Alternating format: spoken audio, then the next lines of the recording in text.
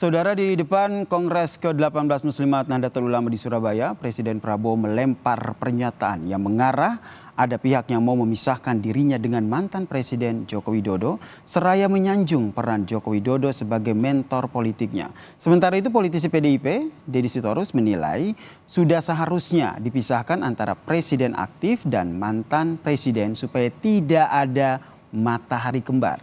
Lalu siapa pihak yang dimaksud Prabowo yang hendak memisahkannya dengan Joko Widodo? Apakah narasi ini ada kaitannya dengan wacana pertemuan Presiden Prabowo dan Ketua Umum PDIP yang hingga saat ini tidak kunjung terwujud, saudara? Sudah ada pengamat politik, sekaligus Direktur Eksekutif Indikator Politik Indonesia, Mas Burhanuddin Muhtadi, yang bergabung di Kompas Petang.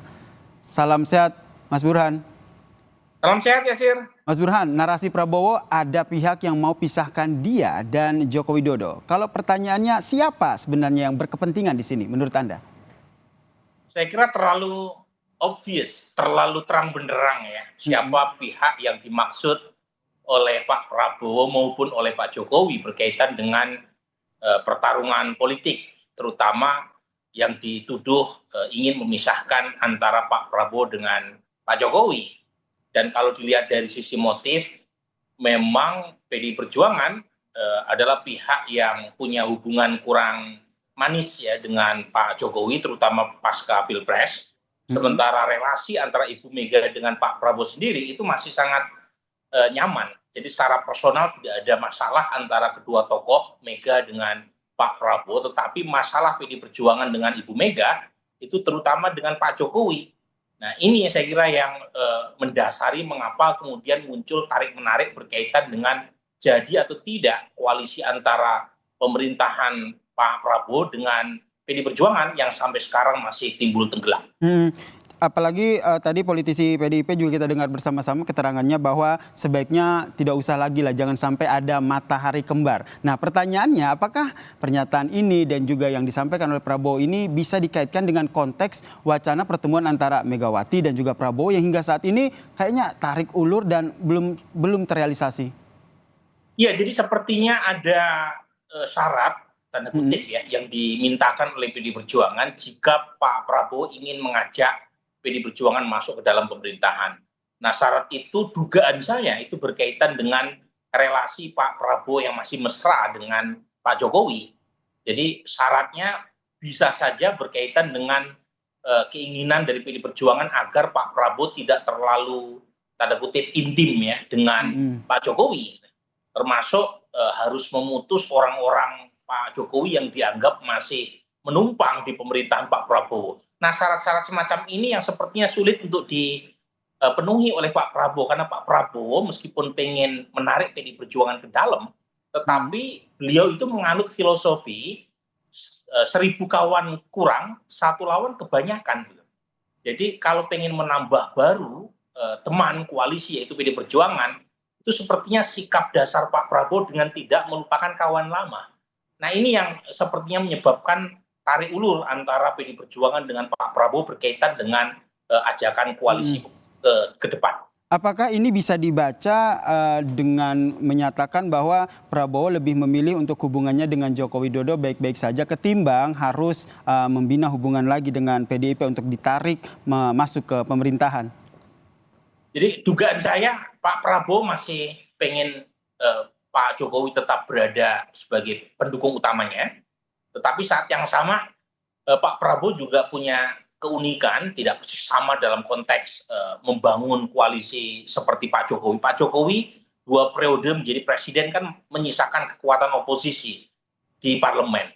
Nah, kasus Pak Prabowo agak lain.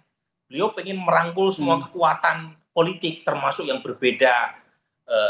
berbeda pilihan di 2024 untuk mendukungnya.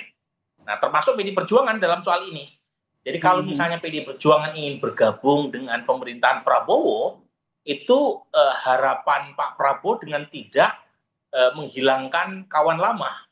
Jadi semuanya diajak bergabung karena orientasi Pak Prabowo di bacaan saya itu lebih keluar. Jadi berkaitan dengan konstelasi geopolitik global dan semaksimal mungkin menarik semua kekuatan internal atau kekuatan domestik untuk bersama-sama merajut pembangunan. Itu orientasi yang mungkin agak belum ketemu karena sepertinya PDI Perjuangan mematok syarat yang tidak bisa dikompromikan, yaitu berkaitan dengan apakah kalau PDI Perjuangan masuk, Pak Prabowo berkenan untuk menjaga jarak dengan Pak Menjaga Jokowi. jarak dengan Presiden Joko Widodo, meskipun kalau kita lihat ini kan ada efisiensi anggaran, kemudian ada isu IKN yang anggarannya diblokir begitu. Tapi kalau kita lihat ini kan Prabowo justru menyampaikan bahwa sebenarnya hubungan dengan Joko Widodo ini baik-baik saja begitu.